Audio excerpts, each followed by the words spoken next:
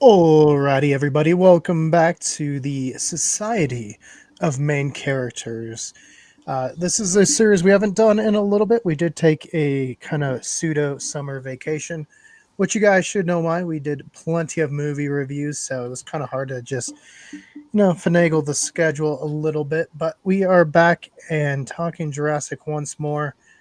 I just thought since I got back to back picks and Jurassic was big this summer, might as well hit the sequel novel to Jurassic Park being the Lost World. Not the Sir Arthur Conan Doyle one, but the 1995 Michael Crichton classic, pseudo classic, whatever you want to call it. We'll talk about it, we'll get into it. But as you see, we got Greyson, we got Nick. How you guys doing today? Not too bad, man. How are you doing? Hey, not too shabby. You know, it's a solid read, I would say. Definitely not as good as the first book, but I don't think Crichton intended for the first one to, you know, get a sequel. But we can definitely get into it. Nick, how you Yeah. feeling? You're experiencing dinosaurs. You're at the museum currently. I'm feeling fine. I don't know what the last part of that was supposed to mean, but we'll cross that bridge when we get there, Keegan. I don't appreciate you doxing me out in front of everybody like this, but that's okay. Well, I just didn't know if you were at the museum experiencing some life. It was No, National no, I agree. I Colorado agree with you. I Colorado agree with you Day. though. I do agree with you though that the sequel here didn't feel like it was supposed to happen. Kind of as I was reading it. Yeah, yeah, and I looking back at Crichton's like bibliography, I don't think he's done any sequels outside of this one, and he only did this one because Spielberg wanted him to write a sequel, so they had something to base the movie off of, and then they barely used anything out of the book. So tried Yeah, and like true the formula. main thing they used out of the book was a second island and Ian Malcolm being alive again. Well, and the trailer scene I would say is pseudo lifted from the book. Yeah, true. Grayson, how you feeling up there? Doing pretty good. Hold on, wait. I touched something. I don't know where it went. I lost. Lost it. There it is. Okay, hold on.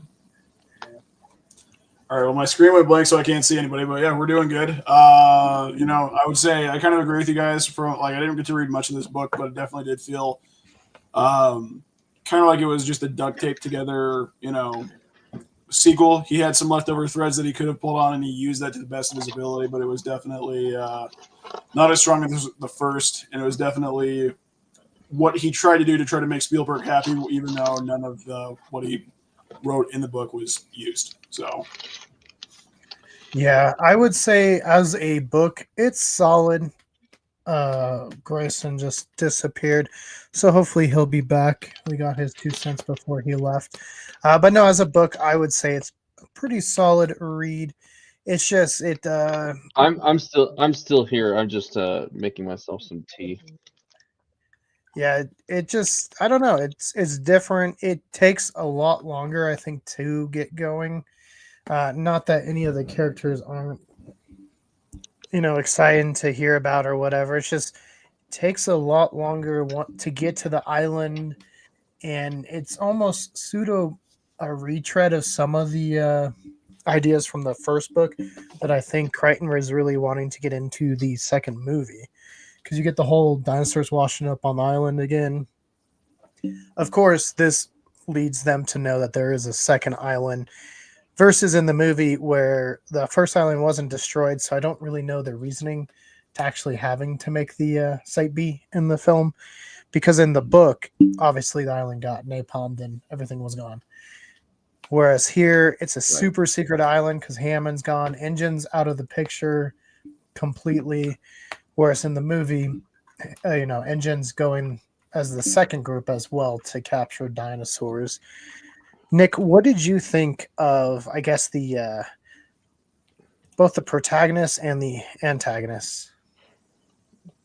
So this book felt more like the adventure side of like the movies. This felt like more of like an adventure versus Jurassic Park. Like the first book felt very much like a dreadful horror kind of story. Like there was a lot of dread, a lot of darker tones versus this one. It's like it felt more like I was watching the movies. It felt like I was just watching the movies except in book form.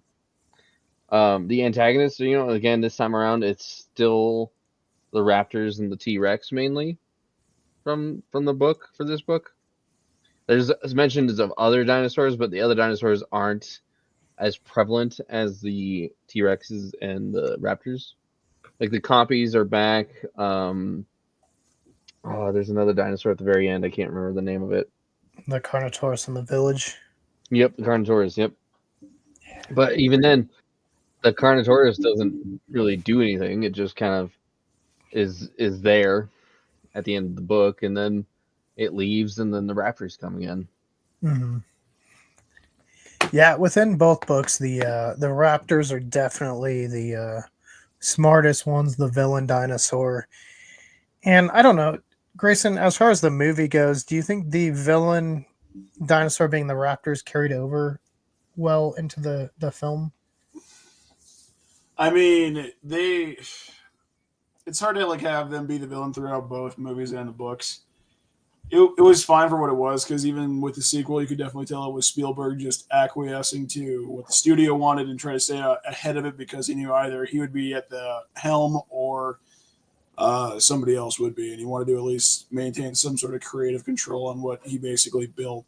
So it's, it wasn't my favorite thing. I think, it was decent enough, but I think there's a lot more dinosaurs that they could explore that are still classic. Like the raptors can still show up. Like I even though it's highly criticized in Jurassic World Rebirth, I think having not the raptors be the main antagonist of the movie was probably a better call, and actually giving us a little bit something different. So, I mean, again, I don't think it's a bad thing, but I think we need to like move on a little bit. Not that we don't want to see them, but it's not. There's other things that can be intimidating. Like, let's be honest, the Spinosaurus was pretty sick when it was the villain. Well, and if we could actually get the worker scene with the camouflaging Carnotaurus, that'd be pretty cool. That would be pretty sick. Like I'd be for that. We will get to that portion, but Nick and Grayson, we'll start with you, Nick. Do you think it works better with Biosyn being like the human antagonist, or was it better in the film with another section of InGen being the antagonist? In the film, the other group of InGen works because it makes sense that like because in the movie it makes sense that the one rich guy who would kind of double cross Hammond and send his own group there in the film, but in the book, I think Biosyn being the main protagonist in the book if it feels better for the story for me personally, because based off of like where the first book ends and where the second one picks up, it makes more sense that Biosyn got InGen. Like that's one thing I never understood watching the movies growing up, is like how was InGen still in business? It'd be sued for millions and millions of dollars for every incident.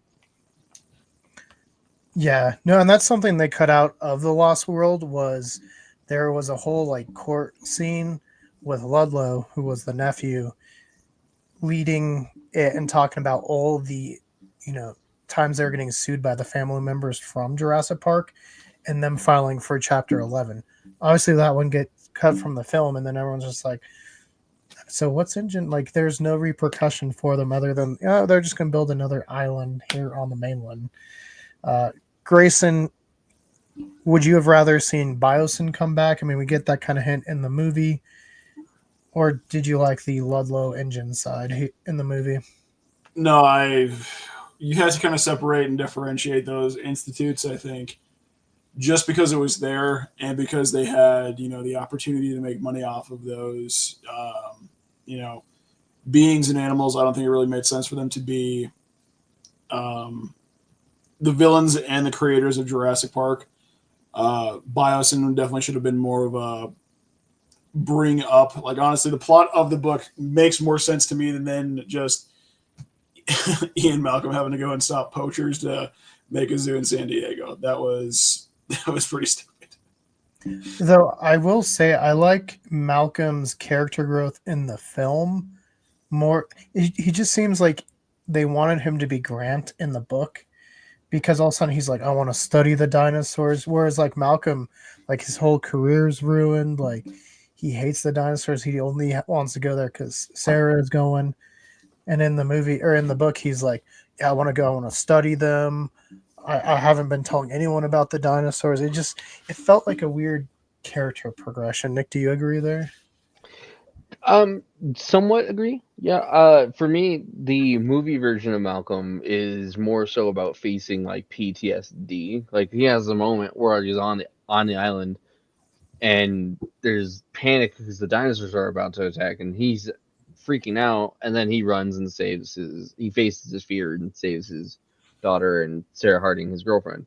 Versus in the book, I wouldn't say, I didn't get the sense that he wanted to research the animals more so than he wanted to he wanted to rescue his friend, Levine, Dr. Levine. But then they just started butting heads when they got to the park together. They just butted heads every step of the way. So I think I like his character progression more in the film for sure. Grayson, what about you? How do you think Ian should have gone? I mean, in all honesty, I think the movie definitely did do it better, and I think that's just because Jeff Goldblum is such a good actor that you can't really deny the fact that he pretty much carried most of the movie with number two because, I mean, it's Jeff Goldblum. You're not going to really, he doesn't really deliver a bad performance. A hammy performance, sure, but at least you remember those performances. Mm-hmm.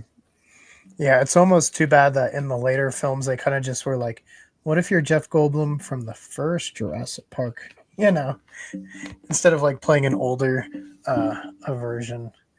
Now, Nick, as far as like the setup and Levine and some of these characters that we don't see in the movie, what were your thoughts on like just the book specific characters here? Some of them were kind of just rehashes of like some of them felt like they were put in the book just to kind of take the roles of the characters from the first book and also from the first movie. Like Arby and Kelly in the book aren't in the movie, but they very much play the same exact roles as the two kids from the first movie and the first book. Like one's good with computers and one doesn't care at all, kind of thing. Mm-hmm. Yeah, kind of a little rehash. Again, it kind of feels like Crichton, again, not maybe at his best, but also maybe just trying to get the ideas he wanted in Jurassic in there since he was like, well, I guess if I got to write it again. What did you think with like Levine and Bastleton as far as like the feuding, paleontologists and their different views on the dinosaurs? Because obviously we don't get that in Lost World. We do get like one character that's based off of Robert Bacher. But what's your thoughts on the two paleontologists, Nick? Remind me again what the differences between Basilton and Levine are. Like, what were the? You said that what was the butting heads they were doing again? Well, they weren't really butting heads because they don't really meet each other. Where they do butt heads is the retconning of the Tyrannosaur eyesight. Because Levine's like, Oh, oh no, they're reading the wrong paper, and because Bastleton's yeah, like, just sit still, you'll be fine. yeah. Well, so that one, like the paper being making the point of Tyrannosaurs can't see very well. That's again for anyone who's watching this, and for anyone who is a fan of the Jurassic Park series, I highly recommend reading at least the first book. I don't think the second book was super necessary, but I mean, the one thing from the first book, the reason why is because of all the DNA splicing that comes from them trying to just make dinosaurs. They put genes from other animals and stuff like that into the gene splicing. And so the vision of the Tyrannosaurus not working comes from a side effect from that in the first book. It's the side effect of the amphibian DNA, because certain amphibians don't have great eyesight. So it makes sense that if a Tyrannosaur has amphibian DNA, it's gonna, possibly inherit some of those features. Versus if it is a 100% true Tyrannosaur, then yeah, the eyesight's gonna be completely fine, I imagine. Yeah, as far as like the paleontological record, don't stand still. If you're ever confronted with a Tyrannosaur, you will die. Yep. Just because they can smell you. They have as good of smells and olfactory as like vultures. They can hear you like owls, and they can see you better than hawks. So just don't That's stand one there. thing. That's a That's bad one thing idea. that neither. I want to say. I want to say that's one thing that neither of the books really portray, is the sense of smell and hearing from the animals. Like the animals very much rely on their sight more so Hmm. in the books. Well, see, to that point, let's just imagine if they actually let genetics actually take its course, right? Because genetics has increased significantly since the original movie was made, right? Um, what if they actually made dinosaurs as legitimately intimidating as they're supposed to be, instead of just trying to like lean on what we had in the original movies? Like at a certain point, what makes the story timeless is like if you're willing to update and make it as accurate to what happened in that capsule of time as possible, right? Hmm. And I mean, that's what makes Right. Jurassic Park timeless. That's what makes, most of those movies from that time period timeless, is that they wrote realistically and not, they let the fantasy take realism to its extremes, but they still included realism in it instead of just making crap up the entire time. Yeah. No, and I think that's Yeah, where like somehow Palpatine returned. I Somehow. mean, Nick, you said it all right there somehow. I mean, that's the reasoning. We don't need to get into super depth. Don't think about it too hard. Wait, hold on, Nick. Do they fly now? They fly now. Um, no, one thing I do appreciate with the Lost World book is just the updating of the animals in there. As far as like, yeah, the Rexes then can see you, you can't just stand still or whatever. But they're shown as like actually good parents and stuff too. Versus the other one was just like a marauding, just like kind of not monster, but kind of monster. The Raptors are still the Raptors. They're interesting, Nick, and I don't know what you think about them, because they both are super intelligent, but at times kind of regress into like a Komodo dragon type of state where they're just like fighting each other over the corpse. Like, what did you think with the Well, Raptors as a whole? I mean, going off that, they reveal the problem towards the end of the book, but they reveal that the whole, like, there's something genetically wrong with the dinosaurs and they're not growing into adults because of things. So it may once that part is revealed in the book, I viewed the raptors differently. I viewed them as just like angry creatures who don't understand why they're dying out, kind of, versus like versus like just killing things for the sake of killing things. Right.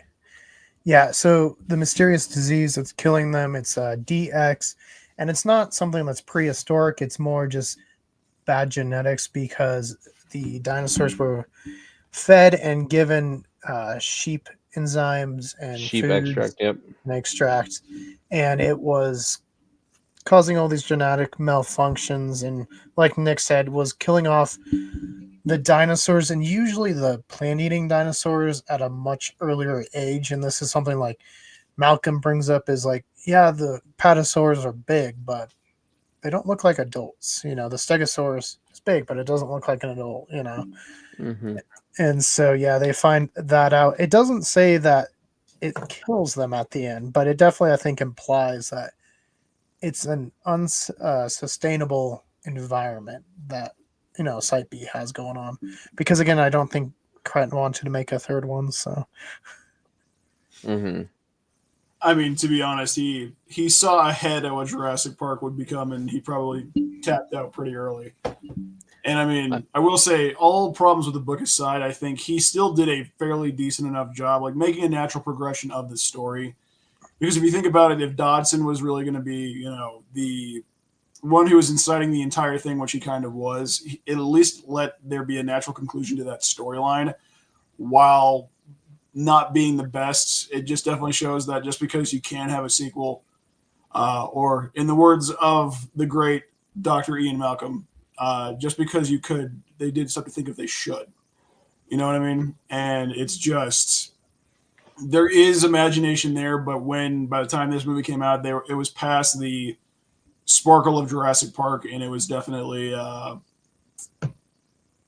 it tried to catch lightning in a bottle a second time after the storm had blown well far down the way, and everybody at least appreciated what the storm was when it was here.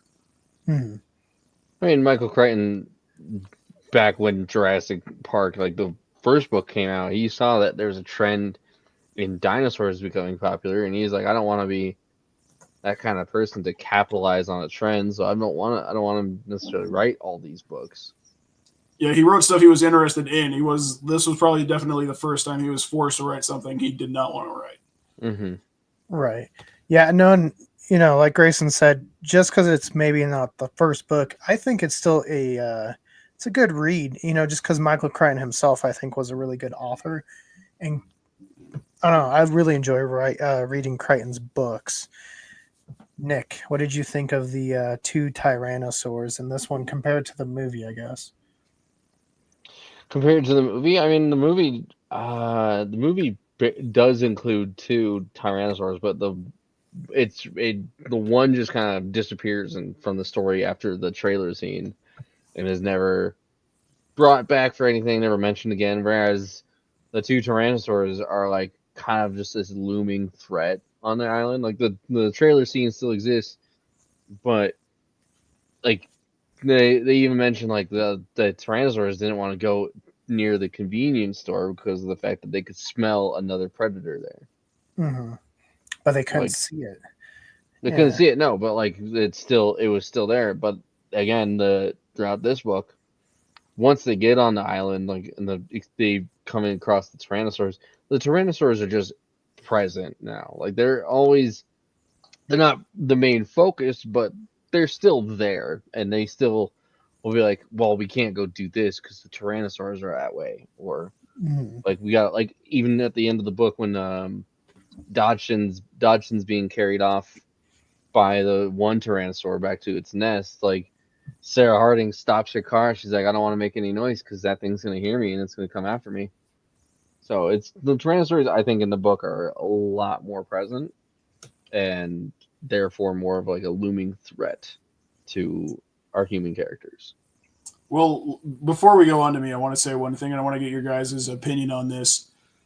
Imagine they did most of the plot of this book as the movie. Like, let's just say they're there to like try to get attractions for the zoo still, right? Why not make the major MacGuffin be they're trying to get the bait? I mean, they kind of do halfway through. Like the movie kind of feels like it's trying to find out what it wants to do, and then it finally is like, all right, baby dinosaur going to the States. What if that was like the major inciting event to where instead of having the raptors be again the major just hurdle that they have to cross, it's make it like the actual Tyrannosaurs. They have to survive because the Tyrannosauruses are so adept apex predators that they can't really outrun it like they can in the book. You know what I mean? Mm-hmm. Like, actually, I think that would have honestly brought the movie up a couple pegs, if not made it a lot better, instead of us just going through another raptor scene just to be like, remember the raptors? They're really scary. I mean, I get what you're saying, and I do agree with that at some point. I think that the Tyrannosaurus would have been a lot more interesting as a villain. But if we're going off the science, I mean, the last dinosaur video I saw about like actual scientifically accurate Tyrannosaurs mentioned that they most likely did not run. No, but they could outpace a human. Unless you're they could outpace a human on foot, but like the humans in this, like they have a Jeep, they have a motorcycle, they have a Explorer. I don't think the Tyrannosaurus would have been able to outrun a Well, I car. mean, well, look at how big those camps were. Like they had to set down, they had to set up a base camp, and then if they had to try to get up and run when a T-Rex catches up, they're still doing some major damage. Like obviously, it's more like a Michael Myers situation and not like a Chucky situation with where the Raptors are, where they can just pop up out of nowhere because they have that agility. It's just big and looming, and they hit like a freight train because they're the size of a freight train. Yeah. Mm-hmm. Well, and So again, going I know off where you're coming from with that, but there's still what the major point that I'm trying to bring out is that there was still a way to use the book because it still is like a sort of natural progression to the story, but not make it so just retreading the same ground, but not as good. You know what I mean? Well, and going off of what I mentioned earlier about how the books don't really mention the dinosaurs' ability to, for one, smell and also hear. There's a scene in this book where the Tyrannosaur is right over like Kelly while she's sleeping in her tent. I'm pretty sure I'm remembering that correctly. Keegan, am I? In a tent? Yeah, like towards the beginning when they first set up camp. Well, they're inside the trailer, and it's like looking into the window. But if you remember, Arby was thinking he was dreaming because he's like, I must have been dreaming that there was a Tyrannosaur outside the window. I might be remembering it wrong, but I swear I thought I read a scene where the Kelly was inside a tent and a Tyrannosaur was sniffing at her, but it didn't attack. So like that's in the movie. is that in the movie? Yeah, because Kelly is in the tent when they're on the run with Sarah, and the Tyrannosaur like pokes its head in and is smelling the blood and stuff. I thought that was also in the book too, though. Because Kelly's not in the movie. Yeah, she is. Is that what they named Jeff Goldblum's daughter? Yeah. Oh. But not this Kelly. This Kelly's a different Kelly. This Kelly's not Ian Malcolm's daughter. Yeah, these kids have no relation to Malcolm. But yeah, kind of going back to what you were saying, there's the scene with Basilton when they're in the nest and they're using Dodgson and Co. are using like this sound kind of weapon that just it hurts the dinosaurs' ears and the people's ears because they are like, oh, it's really loud. Mm-hmm. And it malfunctions, and so the Tyrannosaur comes back and they're watching it from the high where the Tyrannosaur is like kind of like poking him and they're like, he can't see him. And so Dawson's like, just stand still, it's fine. And then it eats him because it's like just playing with him, which I think would have been good. Going back to Grayson's question, though, they could have still given us the raptor scene as far as the tall grass, don't go into long grass or whatever, but have it stop before the worker village and just put the Carnotaurus in there. True. Because that's kind of how the book was set up, where like the raptors and they wouldn't go into the worker village at night because they couldn't figure out where the Carnotaurus was. One thing I'm glad that doesn't exist in this book or in the first book, the dang D-Rex. Okay, that thing was ugly as sin. It's stupid as hell. I don't remember this being about the D-Rex.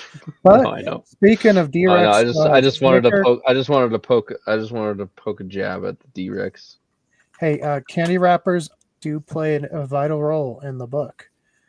Yeah. The raptors eat like a Snickers, and then they get addicted on sugar, and then they start going after the humans. That's the real reason. That's headcanon. Just kidding. No, I mean they do mention candy bars though. They do mention that one of the raptors eats a candy bar, and then they mention that there's after the rain stops, that there's a bunch of soggy candy bars on the ground. Mm-hmm. Well, Eddie drops a candy bar wrapper, and that's how the raptors find him in the high. Mm-hmm. See, so it's canon. Snickers always been canon, I guess. Snickers has always been canon.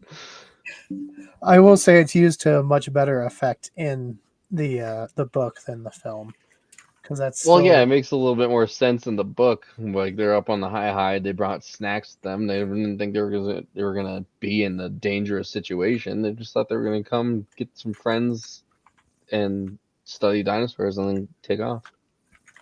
Versus Jurassic World Rebirth, the guy shoves an entire Snickers, and then instead of putting the wrapper in his pocket like a grown adult would, he lets it drop to the floor like a child. Well, what does that say about scientists? You never know. The movie was trying That to tell us. scientists are petulant childs, No, petulant children. I don't know. It's a movie choice for sure. It is a movie choice for sure. What did you think of the character deaths in the book versus the film? Because some of the characters still die in both, but they die in different ways. Eddie, for one, is one of the different deaths. Nick, what do you think?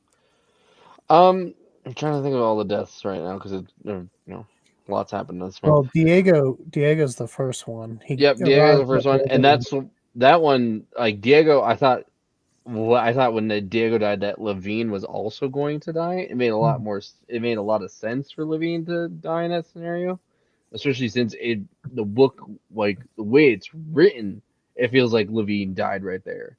But then he's back a few chapters later. He's like, "Yeah, I survived," and it doesn't really. I don't remember them touching too much on how he survived. Just got away with the backpack. Like the Yeah. backpack ripped off, and so the Carnotaurus, Mm-hmm. slipped away. Yep.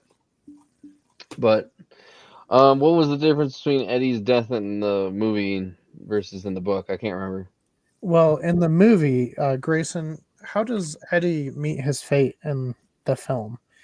It's kind of like that classic Lady and the Tramp movie, but with dinosaurs, I think. Pretty much, like it feels weird that they try to make it, I felt oddly cute later. romantic, but they basically he's trying to rescue them from them being dangled off the cliff, and then they pick him up and rip him in half. Which made no sense how they did that in the movie because the one Tyrannosaur is biting on his head. If anything, his head should have popped off, not his body torn in half. But Well, see, Nick, how would that look even cooler? True. True. That's not what I'm thinking of when I'm thinking of things. Apparently, I don't think about how to look cool because I'm not cool. so what Nick is saying is he wants to start a GoFundMe. We're going to start this GoFundMe to make 2 life-size Tyrannosaur heads. We're going to put a dummy in, and it's going to be like our own MythBusters type episode. We're going to see how this works. So if I'm you guys not. No, that is not. That is not my ask or want right now. That is not even close. And then what? Eddie in the book, if I remember correctly, if I'm misremembering it, then correct me, please. Eddie, he falls from the high to the raptors, and then they just tear him apart and drag his body away.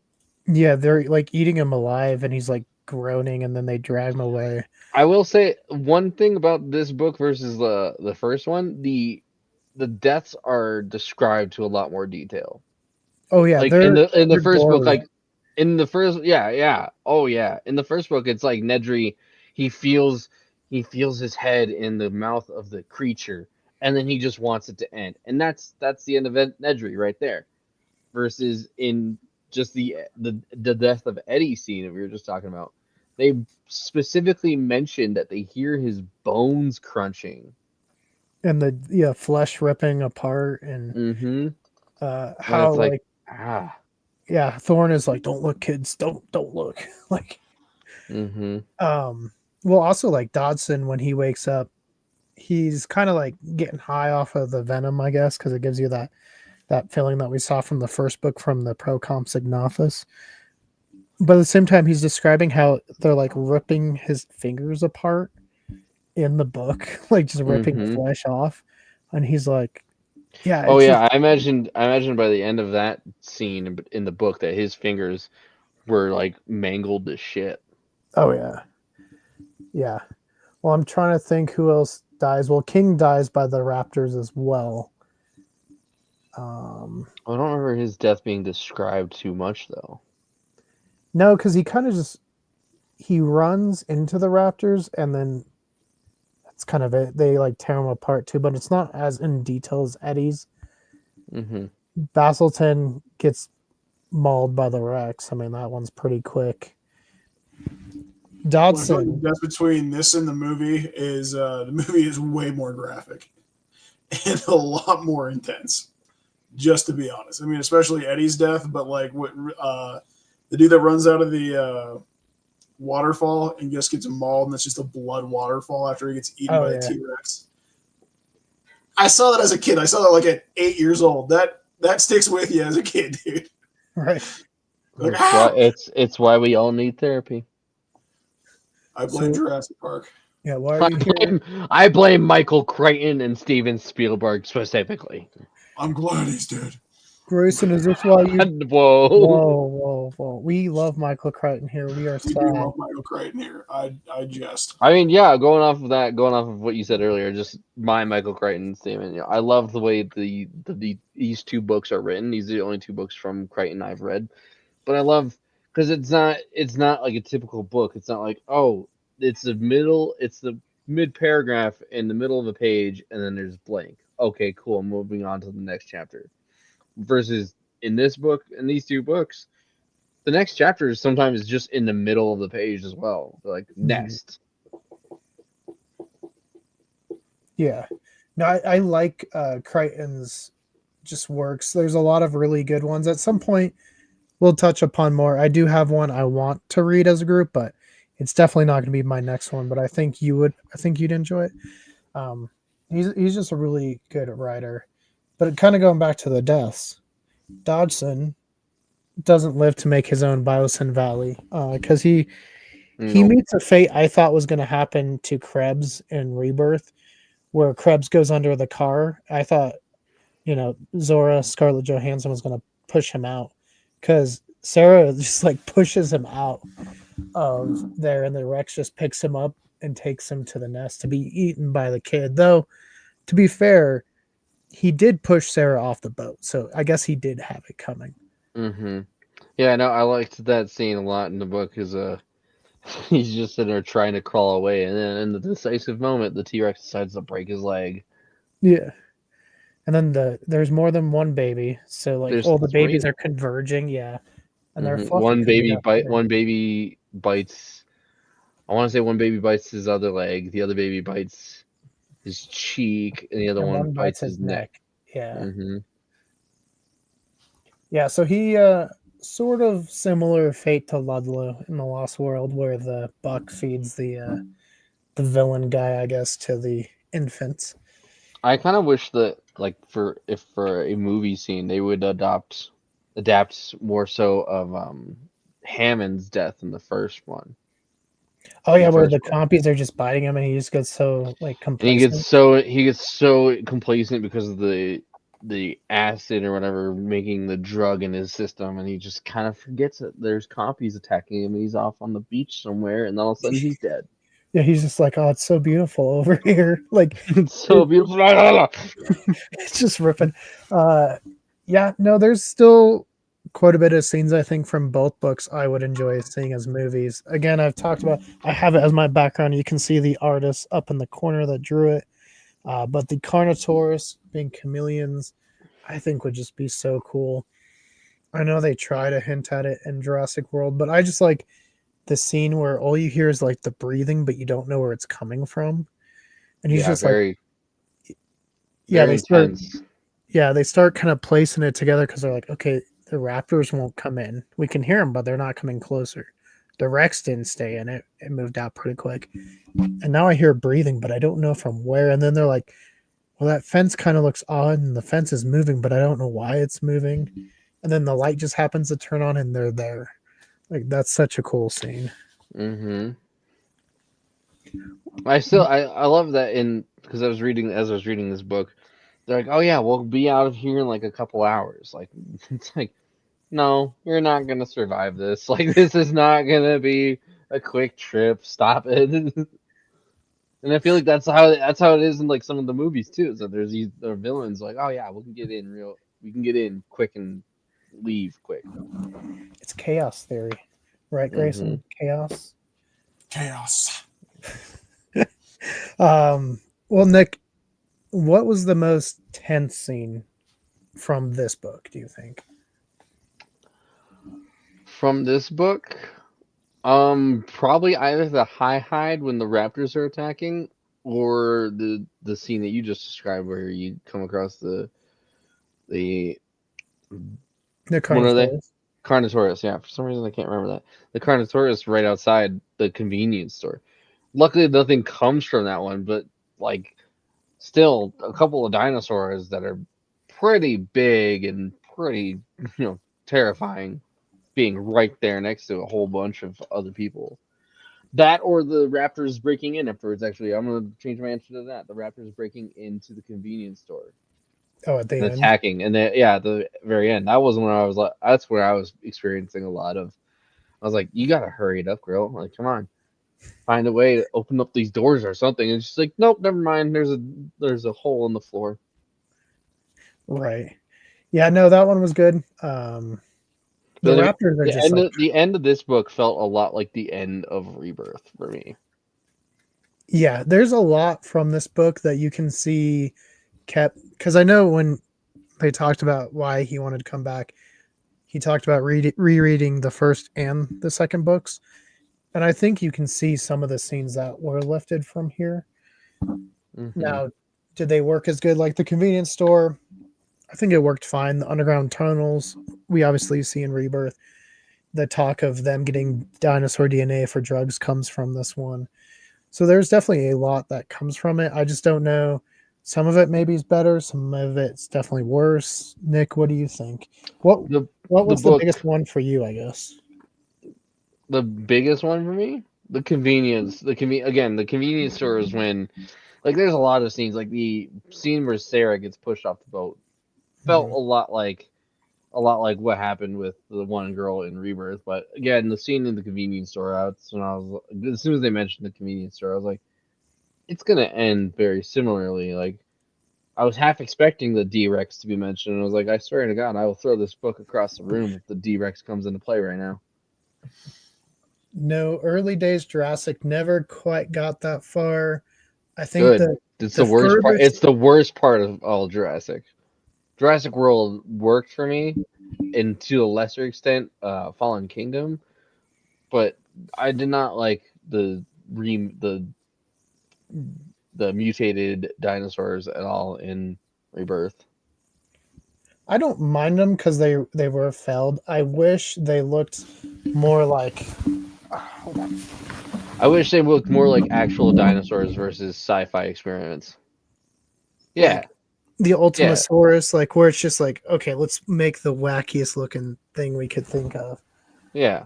Again, like an actual dinosaur though, versus a sci-fi creature. Like the D-Rex looks exactly like a sci-fi creature. It doesn't look anything like a dinosaur to me. The other mutated dinosaurs, I can't remember what they're called. The raptors with wings. Yeah, the mutodons. Those just look dumb, and they were just there for story purposes. I felt like just there to play the Deus Ex Machina character. No dinosaur battle in that one. Just like here, no dinosaur battles. You kind of get the hint of one with like the Triceratops and the Raptors, but then they like give up because they're like, no, it's not worth it, and that's when they kill King, I believe, because they're like, oh, we didn't get nothing to eat, and then King just strolling through the park, which just seems like such a dumb thing. We do have David here. David, how's it going? Davisaurus? No, we don't have David. We have Davisaurus Rex. Sir Nick, is this why you've been experiencing dinosaur fossils all day so you can talk to Davisaurus Rex? Don't worry about it. No, David, we're just kind of going over the differences between the book and the film. Do you have any thoughts on like the book versus the film, and then scenes from the book that maybe were lifted into movies? Well, there was definitely a lot of changes. I'm sure you guys have covered most of them, but like her friend, Abby, I think her name was Arby. Yeah, Arby. Just that's such a stupid name. Hey, him, but I bet you he has meat. Arby does have the meats. A dino, like actual dinosaur meat burgers and stuff. Like, you know what? In the world of the movies now, how did they not have a restaurant that served dinosaur meat? That was something I thought of just now too. I would watch you what the burgers at Jurassic World were made of. Honestly, I would watch an entire like movie that was based off of cooking with dinosaur meat, like kind of a cross between the Menu and Jurassic Park, like a really upscale dino dining kind of place. What did you think of the menu now that you mentioned it? Because I I've been actually really, I really enjoyed the Menu. yeah, I want to watch it again, so maybe we'll talk about it at some point. It's one of those. I've seen it a couple of times now. It gets better every time I watch it. Because you kind of know what you're. Yeah, and like you see more of the psychological aspects behind it. Like I won't go into too much into detail in case these guys haven't seen it yet. If we're gonna eventually talk about it, but I think it's really well done, and I think everybody in it, acting wise, does a fantastic job. Mhm. You know, The Menu is probably one of my favorite movies of the last decade for sure. Yeah, and it came out of nowhere. Like I liked that you really didn't know what to expect until you went to see it. Like you knew they went to the restaurant and like shit got bad, but you had no idea why or what more story behind it, happened. But David, honestly, like to that point, I think that would be really in line with Michael Crichton's like commercialism idea. Oh yeah. Especially behind Jurassic Park. Like if they made something like that, I think that hit real well. Oh, it absolutely would, because it's all about something you love, you have an ideal for, but then capitalism ruins it. I'm Like, just imagining. I'm imagining now the next movie. We have a new restaurant on the scene. Red Raptor, yum. It'd be Red Raptor, rawr. Red Raptor, blah. Yeah. No, but back to the changes from the book. Of course, the biggest one, they don't have the whole scene in LA. Oh yeah. Which by far is the climax of that movie, but I think it works very well for the movie. It's a good climactic centerpiece kind of thing. I understand, like I like what they did in the book, but I also totally understand why they would change it to make it more dramatic.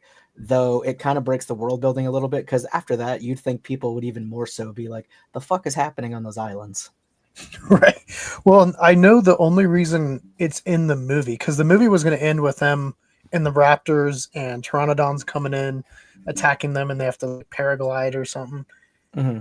But Spielberg was like, I want to make a third one with the T-Rex on the mainland. And he's like, I don't want to make a third one, so I'm just going to cram it in at the end of this movie. So that's why that one appeared. I mean, I was okay with it. It worked. It was fine. Yeah. I liked it. I know the villain situation definitely changed a lot from the book to the movie, but I think that's fine, of making it what it was, like Hammond's nephew or something, right? Wasn't that his relation in the movie? Yeah. And I know, whereas the book, it was like Dodson and stuff like that kind of kept that plot going. I also think it's interesting that I don't know if this was just a Crichton thing, but I noticed that the movies definitely made it more romantic. Whereas Crichton in his books, it was like they're friends, kind of like Statler and Grant, and then in this one with Ian, and like they were just friends in the book, whereas the movie, they're like, no, that's his girlfriend, they're together. Oh yeah, that's the whole reason he goes in the movie, whereas in this one, like everyone's like, oh, Ian, don't you like? No, she's just a friend, I swear. Like exactly, yeah. So I think it's interesting that Crichton never really wanted to put romance in it, and I wonder if that was just like a him choice, if he was just like, I don't want romance gumming up my dinosaur stories, or because he didn't have a lot of romance in Westworld either. It was, no, but I mean, unless you count the prostitution. Yeah, I was gonna say the Sphere has some romance. That one does, and I wonder if that's because he was like, okay, I guess I'll give you a little bit. Yeah. Well, in that one, maybe there's some other reasons, like things beaming stuff in people's heads that are like, you know what, just go do that. Yeah. So I think that's interesting that he never put it in to the Jurassic stuff himself. Mm-hmm. I wonder, again, if that's something he did purposely, or if it just, his story just didn't shake out to have it, But I think the romance makes it a more compelling reason of why Ian would ever go back. Oh, yeah. I like Ian's progression. I know you weren't here when we were talking about. I like his progression film-wise more than book-wise, because it's more dynamic for sure. He goes from staunchly like, you can go fuck yourself, to the hero. Yeah, and also like going from like kind of cocky to like, I don't want to go back there, versus like he goes from cocky and then he's like talking about like, oh, they just thought I died, but I wasn't really. I guess I was dead, but not really in the book. to. I like that he had to find a reason to bring Ian back. Like, Luckily, it was ambiguous enough, I guess, that he could have been like, "Nah, they just reported wrong." right. At least we didn't see like, and then the T-Rex purely just ate his head, and his body fell to the ground. The No, T-Rex kept stepping on him like over and over and over again. We don't know and what Grant happened. said, maybe he's alive. And suddenly a velociraptor came and they tore him in half. And Right. Well, speaking of characters, Sarah in the book seems more like Sarah Connor-ish than she does in the movie. more badass, like Oh, woman yeah. get the job done kind of thing. But I think that's because Spielberg didn't want to take away from Ian. He was definitely trying to make Ian like a very lovable protagonist, I think, taking him over from Jurassic. Yeah, no, especially at the end, like at the end of the book, there's a huge shift in Sarah's character. Like she's like kind of this mentor to Kelly in the book, and then at the end, she's like, "Nope, let's go in, guns a blazing, just take care of everything here." Just shoot the raptor in the face. Which I'm really not didn't gonna have shoot the in raptor in the face. I'm gonna punch it. I'm gonna punch that raptor in the face, and it's gonna just take it and run away. Well, like I was just thinking the whole scene where they're on the bike and she's like, "Just shoot it." And she's like, "I've never done it." She's like, "It's fine. Just shoot it right there." And they like pull up and she's like, "No." And it's just like bam right through the neck.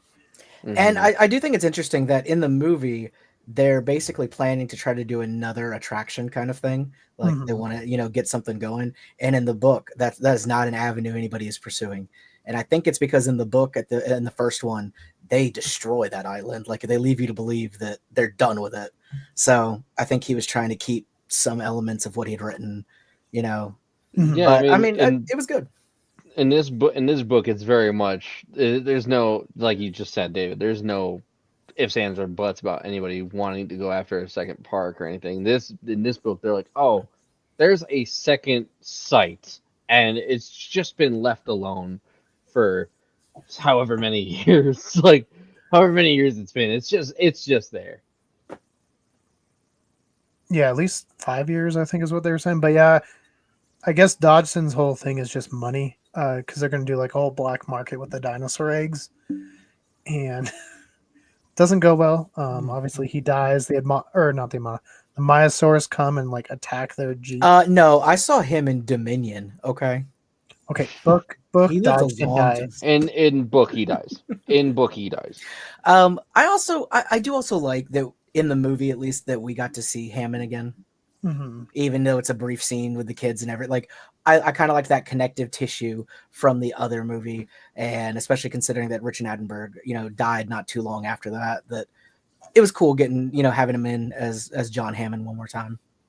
I mean, it was nice seeing Hammond in the movie anyway, because Hammond was such a nice character from the first I movie. loved him in the movie. Yeah. In Yeah, the he's movie, more he's like great. Walt In the Disney movie, than he's Disney. great. In the books, he's a dickbag. Yeah, and I mean, and it's good that they stuck with like, oh no, he's dead, because we already had one character resurrected. Yeah. We didn't need. Oh, and Hammond managed to put his eyeballs back in and get rid of all the little chompies. After past rehabilitation, Hammond is back. Hey, life finds a way. He spared no expense. All right. hey, somehow Hammond returned. There we go. Don't give them ideas. That's gonna be the wow. next. That's gonna be the next one. Well, I know another original idea for the ending of Lost World was Ian, after they get off the island, he's at a funeral, and he looks back and he sees Lex and Tim, and it like turns out to be John Hammond's funeral because of how sick he was in the film. They ended up cutting that. That's fine. I don't think we needed that. However, It would have been. still, It would have like been. I It would have been a said, decent scene, though. when we did, yeah, but kind of a downer note to end the movie on. Yeah, versus like just let them be, and then it versus- just shows them all like majestic and stuff. Keep it on the dinosaurs, yeah. Yeah. Like I said when we did Rebirth and everything, though, it is such a missed opportunity that we're not following Tim and Lex now. Yeah, when Rebirth Yep. the picture came out, I thought that's who Jonathan Scarlet, Wade- yeah. Scarlet See, were I gonna would be. have been fine if that's who they've been playing. I think that would have been. I that would have opened liked up so many better stories. I would have liked the movie better. And it That's what I'm almost saying. fits, it almost fits the characters that they were anyways, because like Tim was a huge dinosaur fan, so it would make sense that he would follow. Yeah, I mean, you could have Grant. tweaked it just a little bit and almost had a very similar movie, like beat wise and what was going on. Even the stupid, we got to get DNA from the three biggest, yeah, whatever. But you could have changed it just a little bit and had a very similar movie, and I think it would have been a whole at least point or two higher in my opinion. Mm-hmm. But it may be the fact that Dominion was so bad, they didn't want to ride off of nostalgia for this one. Yeah, that they wanted like a fresh. Yeah, that's the only reason I can think of why they'd avoid it. But hopefully this is done well enough because I know it's probably going to hit that billion mark pretty soon. Yeah, I was gonna say I just saw that it reached 750 million over. Yeah, the weekend. like it's making the money, even though it wasn't very good. It's that's worldwide. Hey, Greyson, right. that's worldwide. It But also hasn't. Regardless, but Yeah, it also hasn't hit its like biggest Asian markets yet because it doesn't open till like mid-August. Right, but just imagine like how much money this would be making if it was like a fantastic movie on top of being like Jurassic, you know? I think it would still be kind of similar again, just because of how I would have seen it more than once. Well, yeah, but I'm just saying, us seeing it multiple times, I don't think would affect it too much. I think the like random, like not huge Jurassic fans going to see it once after the last two are kind of like, I'll just wait till it comes out on Blu-ray or whatever. Yeah, I just feel like a lot of people, I think it would have done nothing but help it and build up hype for the next ones. But hopefully it's a storyline they can pursue and if they're doing another trilogy, because I think Tim and Lex make the most sense considering their legacy of where they come from with all that. They'd make sense to still be involved dinosaur wise somewhere in what was going on. Maybe they can even bring in the little fat kid that Grant was talking to in the first one that he was going to slice open. Well, everyone's fan theory was that was Owen Grady. That's why he loved raptors. That's funny. It's not, but I was like, I love that. You know how awesome that would have been? He just gets like so traumatized going to a dig site that he's like, you know what, I'm going to train raptors now. Well, yeah, it could have been that he didn't have respect for him until then, and then after the thing with Grant, he's like, shit. Well, let me ask you guys this: do you think that they should take a break in between the next trilogy? Because I mean, the last movies haven't been the worst, but they have definitely not been the best. I don't think you can take much of a break now that Rebirth is out. I think you got to finish this trilogy up, every 2 years or so.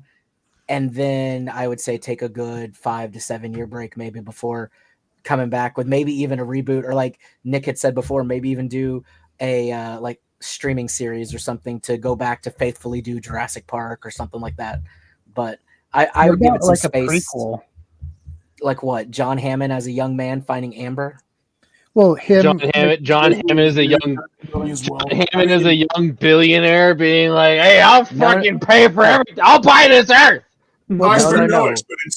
Well, he was only a millionaire back then. We're going to follow his journey to being a billionaire. He had wildlife refuges in Africa, and that's where he met Muldoon, and then he cloned the little baby elephant. No, I don't want a prequel. That would be I don't want a prequel.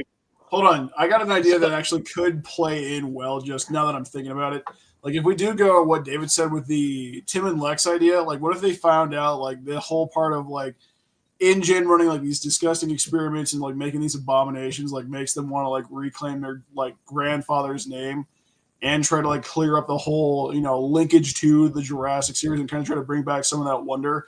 And they like try to lead, like they don't really go on the expeditions themselves, but they kind of like lead or fund or start getting like involved in that like the rehab of Isla Nublar and like all those old islands and start trying to like have to send in or just something like that.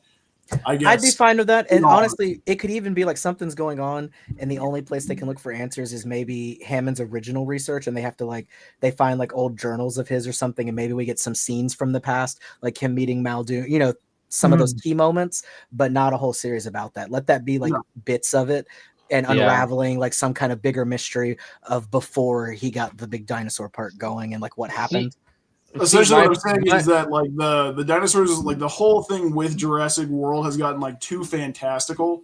Bring it back down. Like you obviously can't say it's realistic with cloning dinosaurs or whatever, but bring it back down a little bit into an element of more contained chaos, if that makes any sense. Because now it's just literally gotten to something that made them think it was realistic to do a park.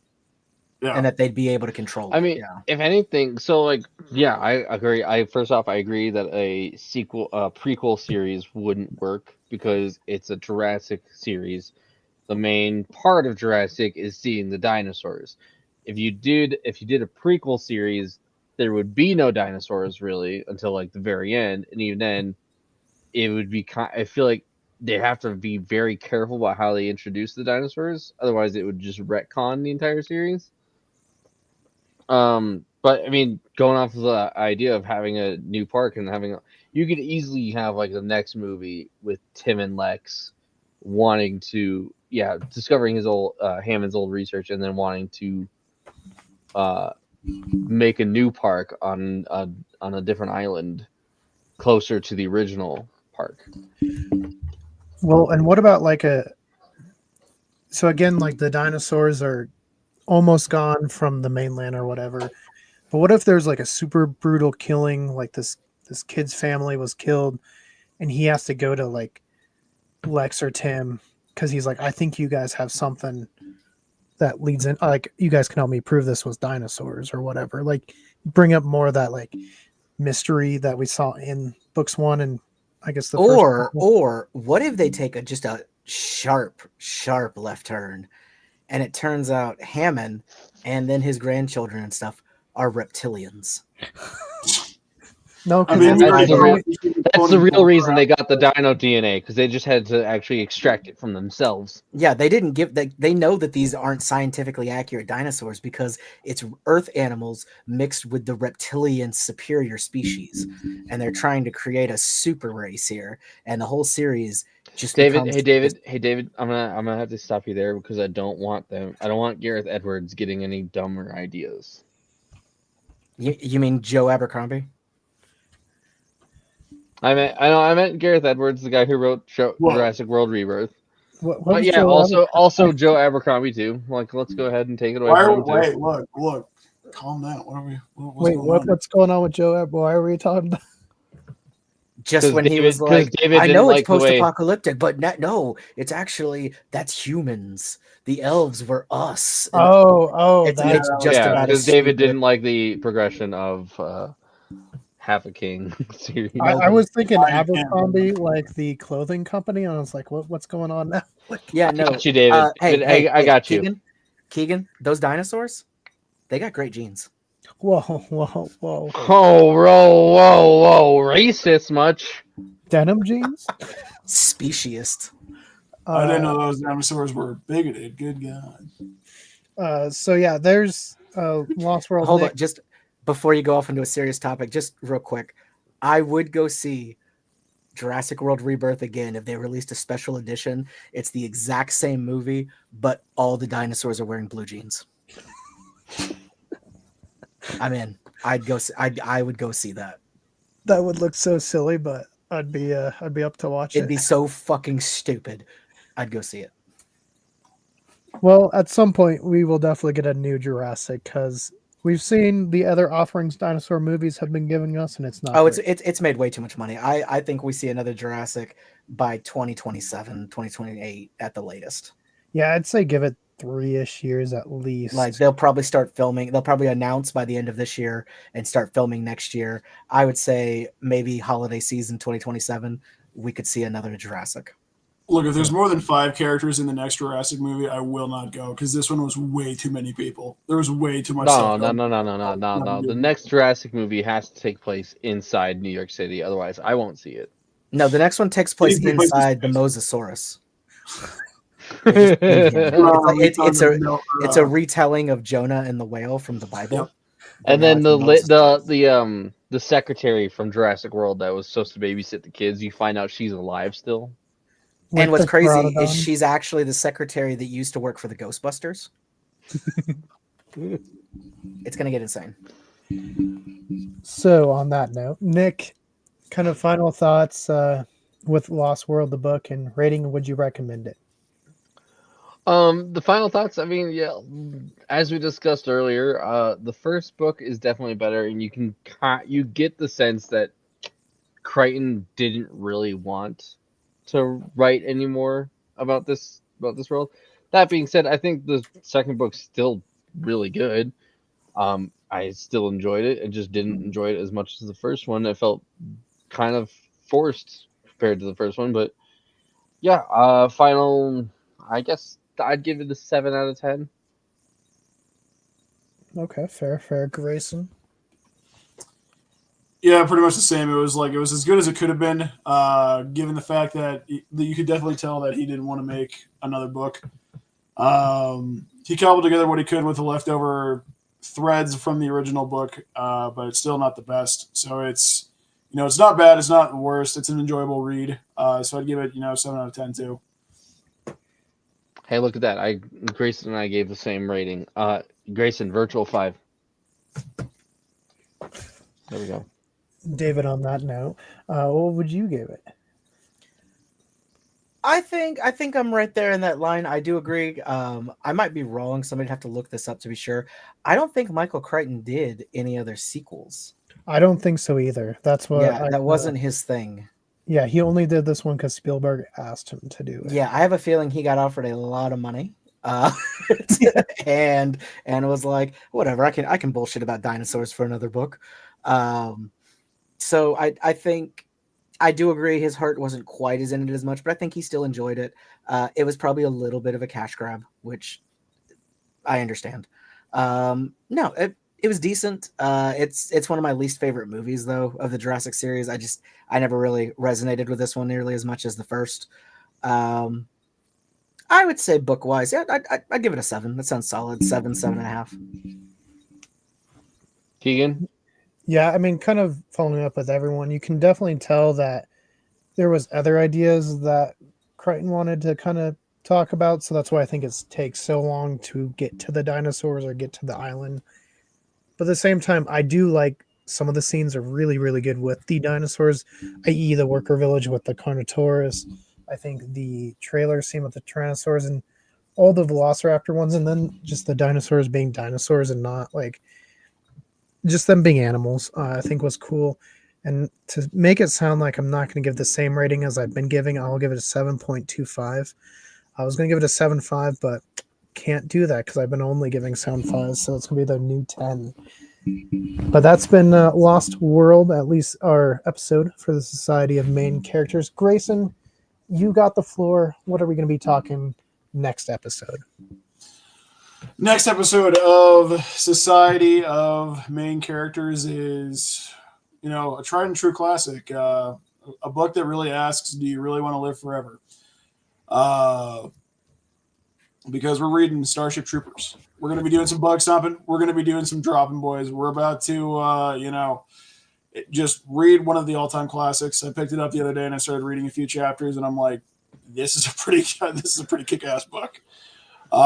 So if you like Helldivers, if you like the movie, if you like the movie Starship Troopers, based off of this book, not as faithfully as many would believe, but it is still a good book regardless. A lot of fun and very interesting to read for sure. But yeah, stop back next time, and that's what we'll be talking about. Yeah, and we will be back here at some point talking stuff. I know we got to get back on the yellow brick road, so at some point we'll be doing the Return of Oz, so just keep an eye out. David, as usual, has got Abnormal Voyages, lots of good stuff there.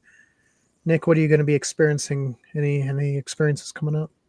Listen, I don't plan my experiences. I just experience them. He's an organic experiencer. I'm an organic experiencer. I'm excited to experience Starship Troopers for the first time. So that'll be nice. Yeah. Well, Grayson. I did real quick, I did experience reading the first U book in between Jurassic Park and The Lost World. Oh, from the U Netflix series? Mm-hmm. Yep. The book that the show is based on. Yeah. How was the book? So the first U book is very much a faithful adaptation of not adaptation because the book came first, but the first season of U is a very faithful adaptation of the book. There's some differences, obviously, as there always is, but I mean, the book was nice. It didn't feel like I was watching a show. It very much felt like I was reading a creepy guy's diary, which is not what the show really portrays. Right. Well, maybe at some point we'll experience that here on the Society of Main Characters. David and Grayson both working on projects, so we'll update you guys once those go live. And remember, if you want to help Nick create 2 life-size Tyrannosaurus and we'll get a dummy to split into 2 just to see how that works, tell us in the comments below. We will put it together for you guys and experience it.